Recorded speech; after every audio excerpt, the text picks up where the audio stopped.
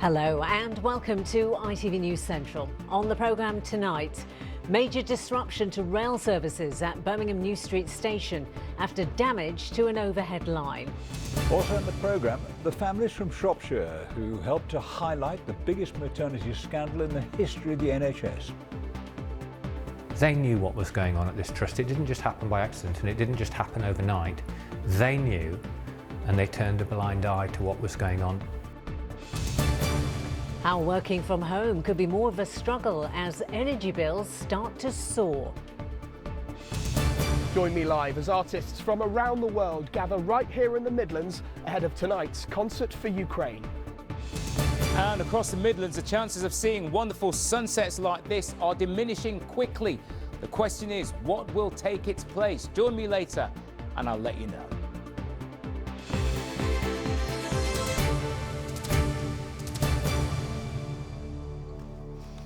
Good evening. It is the biggest maternity scandal in the history of the NHS. Hundreds of babies and mothers suffering, many dying, under the care of Shrewsbury and Telford Hospital Trust. And tomorrow, the long-awaited review will reveal its full findings. Yes, the review, led by midwife Donna Ockenden, has examined a total of more than 1,800 cases. And it all began after two families, both grieving the loss of newborn babies, worked together to compile a list of other families who'd suffered. Ahead of tomorrow's report, they've been speaking to our correspondent Charlotte Cross about their fight to get there. This was the hat she had when she was in hospital. This is everything Colin and Kaylee have to remember their daughter Pippa. Some clothing, some gifts bought by family, and a couple of photographs taken on a mobile phone before she became ill in the hours after her birth. These pictures show that brief moment of happiness. We're lucky enough that we actually caught these when, like, you know, my head's in the frame there. That was the brief moment. These are all we've got. You know, some people say, well, that's a funny photo to have, but that's all we had. That's all the time we had. Pippa died in April 2016 under the care of Shrewsbury and Telford Hospital Trust. Frustrated by a lack of answers, her parents turned to another couple they'd seen in the media, talking about the loss of their own daughter, Kate, 7 years before. It was quite early on. It was within definitely the first few months. We were aware that there was something really amiss in terms of the processes around investigating, learning, identifying and explaining what had happened to us. We went into it completely openly, literally, please just tell us what happened to Kate, why did she die? And we were met with almost silence. Starting with the loss of their babies, they began combing through media reports, compiling a list of 23 cases of concern. That prompted an official review, and since then they've watched as more and more families have come forward. Many had also raised concerns and filed complaints over the years, but it took until this review for the scale of the problem to be recognised.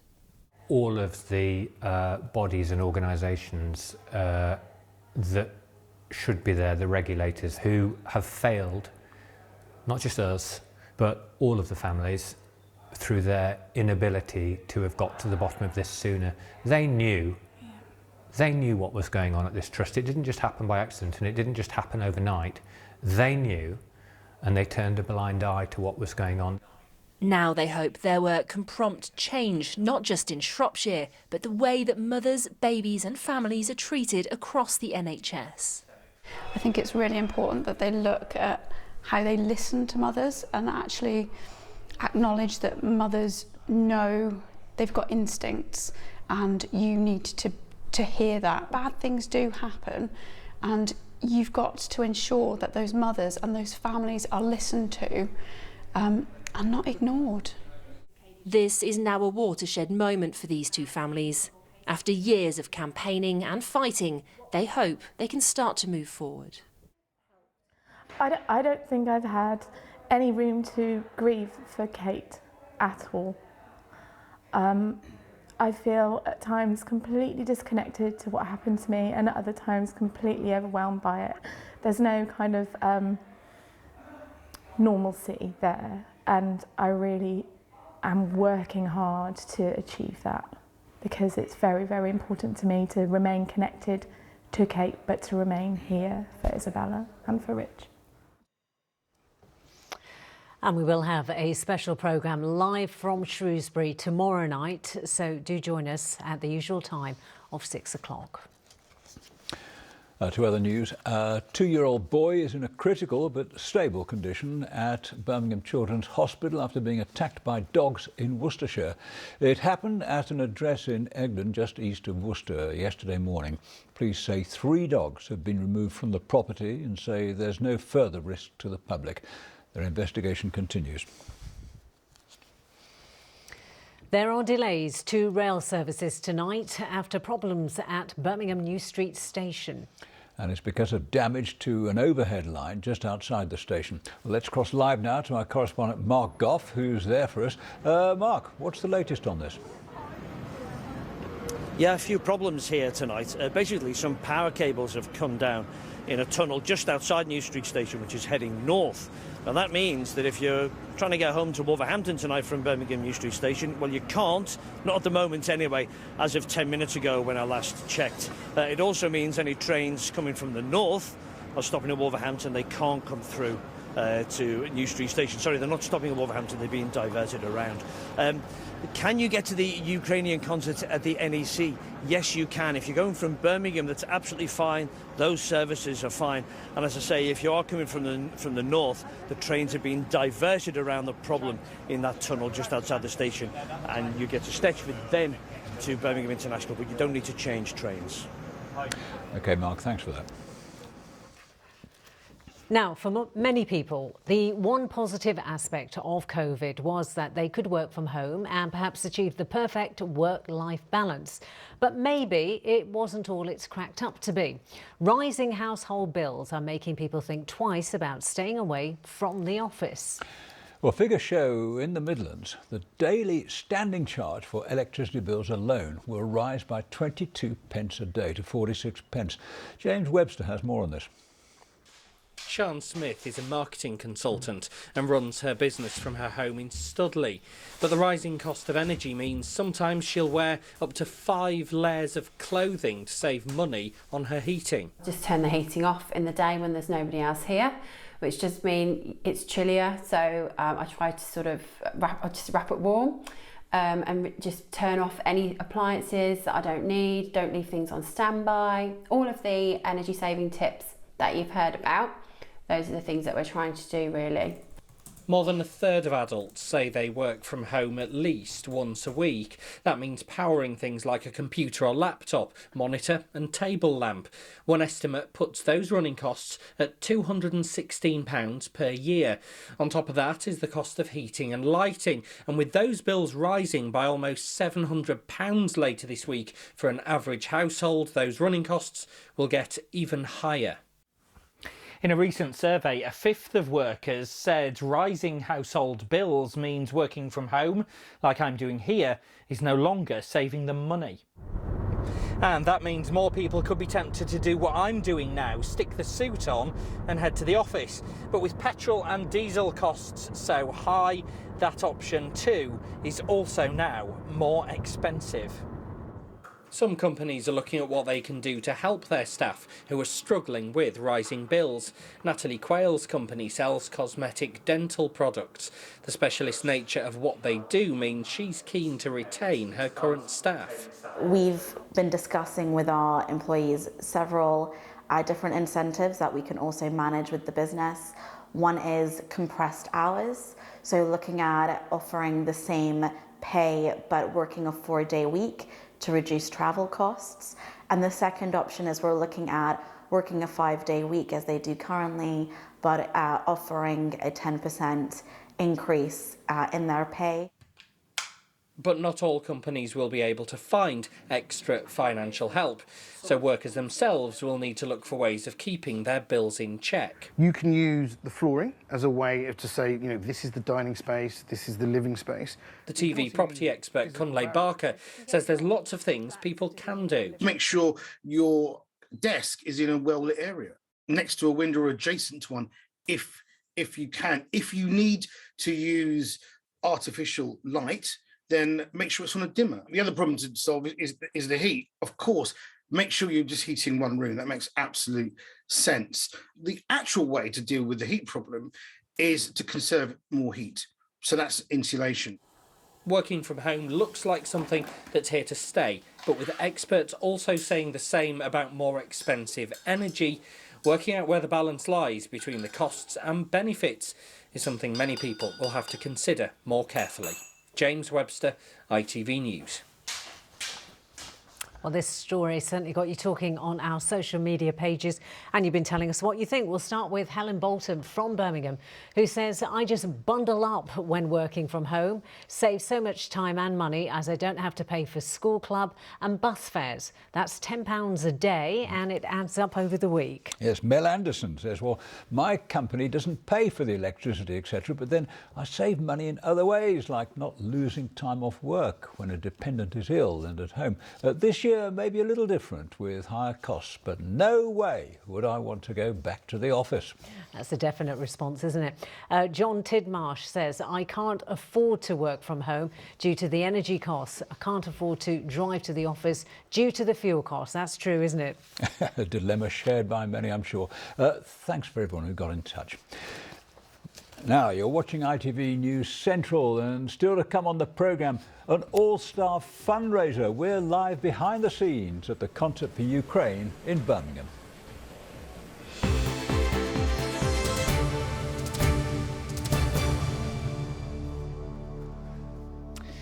Handball has been a big deal in continental Europe for a long time, and the sport is now fast growing in popularity in this country.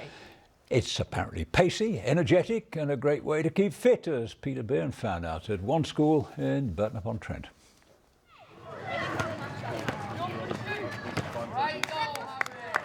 Welcome to the fast and furious sport of handball.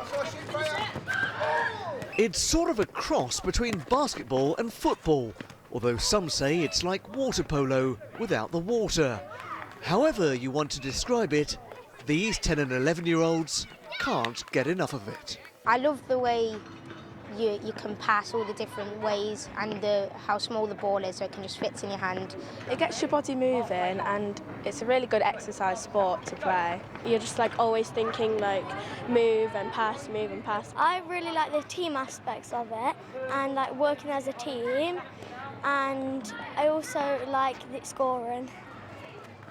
They've been playing it here at Shobnall Primary School in Burton-upon-Trent for several years. PE teacher James Atwood got the bug after going on a coaching course, and it's rubbed off on the children. It's rubbed off on me too. Oh, as you can see, it's relentless. And on a hot day like this, it's pretty hard work. But the great thing about handball is that even though these are all year sixes, it's a great sport for mixed ages and mixed abilities. It's fast-paced, it's exhilarating, and it's a great aerobic workout for them. They're constantly moving around. You very rarely get to see any children standing still. So when they've done a PE session doing handball, they always come away knowing they've done a really good session. Handball originated in Scandinavia and has always been big on the continent, but it's now really taking off here. In fact, it's one of the fastest growing sports in the UK. The London 2012 Olympics was the catalyst. Bobby White captained the British team. He says it's great for young children's physical development and is encouraging more primary schools to give it a go. I'd say they're missing out. It's such a fun sport. I mean, it's got everything you could want. It's a very inclusive sport, so lots of different mixed ability levels can play it. And yeah, it's just so much fun. Some schools have found it's even a hit with pupils who don't normally like PE. It seems it's quite easy to get hooked on handball. Oh, it passed me by, that, you know. Yeah, looks like it's one for all abilities as well.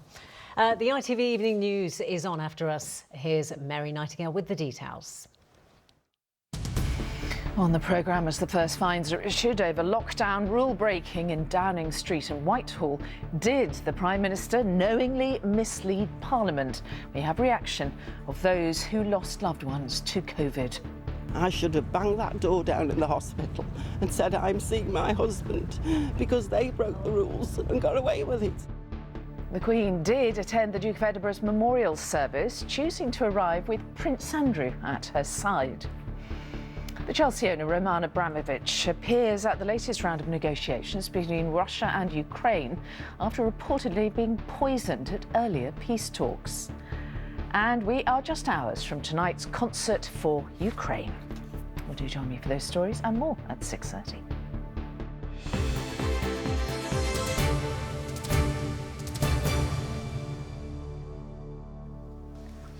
Well, as Mary just said, an all-star fundraising concert is being broadcast live across the country right here from the Midlands tonight for the humanitarian appeal in Ukraine. It's bringing together some of the biggest names in music to send a message of hope and support. Yes, lucky Andy Bevan and lucky Lewis Warner are live for us at the NEC. Lewis is backstage and has seen rehearsals getting underway. We'll speak to him in just a moment. But first, let's cross to Andy. And Andy, the doors opened at 6 o'clock. It's a big night for music fans. And what have the fans been saying to you as they arrive? Well, they've been saying they're looking forward to it, of course. Some of them had a little bit of a delay travel-wise with the train problem around Birmingham New Street, but nevertheless they are streaming in. Well, they're not streaming in through the doors at the moment, but they are. I think a lot of them over at Resorts World waiting to come in about 7 o'clock. But it's a big night in store, and a couple of people I've spoken to already who are looking forward to it are Nicola and Leo from Birmingham. Nicola, who are you here to see? Everybody really. I think it's just being here to support the Ukraine and, you know, all the people that are coming together to do so. It should be a good night. And Leo, you're here to see who? Ed Sheeran and Camila Cabello. Right, that's not easy to say that name, is it? No. Well, have a good time. And along with those people, there'll be other artists from across the world, and they've all come together, as have professionals from the entertainment and events industry, all to produce this show right here in the Midlands. From first discussion to full-scale production in just over 3 weeks, the Concert for Ukraine has set the events industry quite a challenge, but the will to make this happen has united everyone involved to raise as much money as possible for the Disasters Emergency Committee. To help people with food, water, shelter, medical care and even trauma care for the children who have witnessed horrific things because of this conflict. So to have this event here in Birmingham, not far away from my hometown of West Bromwich, is phenomenal. The Birmingham-based NEC Group, which runs the Resorts World Arena, made it available after a phone call from ITV and say they're only too glad to be involved. We're quite well versed in hosting large-scale events. However, to turn something around like this in a matter of days, it's a big task. But everybody across the events and live music industry has really rallied together to make this happen. We'll either take a bit more of this. Yeah. Live television events of this size have to be planned down to the last shot, and all day the technical team have been locked away in rehearsals to make sure the show being beamed into millions of homes tonight looks and sounds perfect. We've got 17 cameras today, we've got track cameras, jibs, all sorts of things. So it's just been fantastic. All the suppliers have come together to make it happen. Everything from the satellite trucks, the TV trucks, all the crew working here, cameras, suppliers, everything. It's been really fantastic. And for those in front of the cameras, a chance to take part in a unique event, but also to remind people that for those who fled their homes and those still in Ukraine, this is just another night of war. Through the power of this show, of course, going to raise a lot of awareness. Of course, we're going to raise a lot of money, but this is an ongoing, thing, and it's so important to keep the spotlight on Ukraine and help the people where we can. And tonight, as I say, will be a great opportunity for people to do that. And it's also worth pointing out, of course, that ITV has agreed to donate all advertising and sponsorship money from tonight's event to the DEC appeal. And that figure so far has reached £3 million. Which is incredible. Andy, thank you very much. Well, now let's cross to Lewis, who is backstage. And Lewis, is a busy day of rehearsals and sound checks, as we've been hearing. Has it all gone to plan so far? It has, yes, Sam. Now, anticipation is certainly building. Hopefully you can hear me as the final rehearsals take place here this evening. We know that acts are coming from around the world. Nile Rodgers and Chic, Gregory Porter, Camila Cabello, and there's British acts coming too. Ed Sheeran, Manic Street Preachers, and Becky Hill from Bewdley. We've been here for rehearsals all day, and I can tell you we are in for some pretty special performances. The last sound checks, as I say, are now going on, and the staging here is pretty amazing. It's lit up in blue and yellow, of course, the colours of the Ukrainian flag, and that's what's at the forefront of everybody's minds here. It is the troubles in Ukraine, and for the artists as well, there might be a bit of glitz, there might be a bit of glamour, but they're really only here for one reason. It was heartbreaking. A lot of my friends are Ukrainian.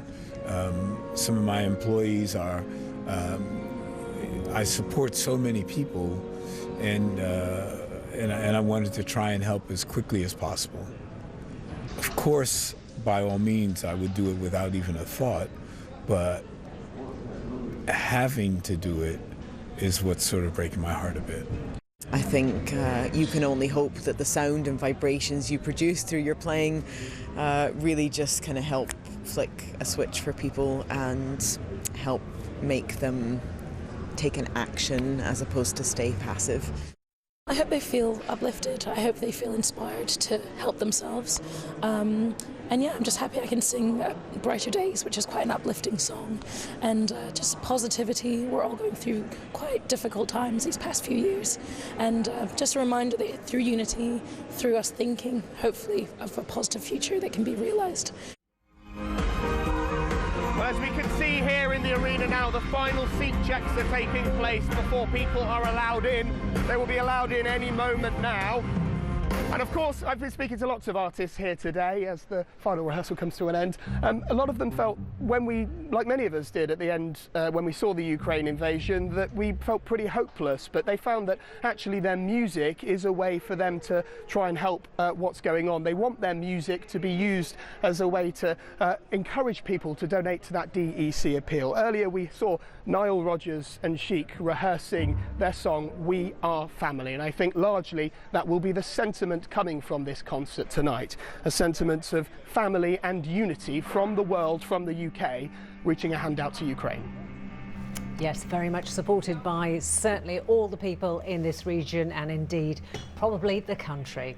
Thank you, Lewis. Yeah, and I should mention that Ukraine singer, actress and songwriter and winner of the 2016 Eurovision competition, Jamala, has now also joined tonight's all-star lineup. And you can watch the concert for Ukraine here on ITV at 8 o'clock tonight. Should be a great concert. It should, yes. And I envy both of them because they've got great seats, haven't they, for tonight? A bit loud, but they'll probably enjoy it, won't they? Certainly will. Right, well, we better take a look at the weather forecast for the next 24 hours. And as usual, we've got Des with us. Here he is.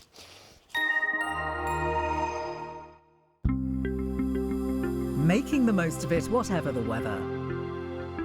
Octopus Energy sponsors ITV Central Weather. Well, when it came to our weather story over the course of today, what a misty and murky start. Fortunately, we did see a bit of improvement with some brighter skies coming through. This picture, as you can see, has been sent in from Gary, and this beautiful picture of a robin here. In the 15th century, it became popular for well-known species to have human names, hence good old robin redbreast. So pushing forward into the next couple of days, our weather story is going to take a tumble when it comes to temperatures, and that's because the air mass that is sitting on top of us originates from the Arctic, which means it is turning colder, and by colder I mean a good 3-4 degrees below the average than it should be at this stage in the year. On top of that, once we get into Wednesday, we've got this cold front moving down, bringing some rain, and once that mixes with that cold air, we could see a bit of a wintry mix. So as we do head into the overnight story, yes, we're going to see some clear spells, and those clear spells mean the return of some mist and some fog, a mainly dry night. Having said that, as temperatures dip down to around 4 degrees, but but it is this system that is there when we wake up tomorrow morning. So yes, it's an overcast start with some rain, but that rain towards the Staffordshire Hills is going to turn to maybe 1, possibly 2 centimetres of snow, and to lower levels as well. We could see some sleet or hail from these showers that we're going to see. Temperatures climbing to around 10 degrees, which is just about where it should be for the time of year. That's around 50 degrees Fahrenheit. So the winds fall relatively light coming down from the north. I'm going to leave you with the summary. And those sleety, those wintry showers continue once you get into Thursday. We'll see a little bit more in the way of sunshine. But for the end of the week, our weather story is cold. Octopus Energy sponsors ITV Central Weather.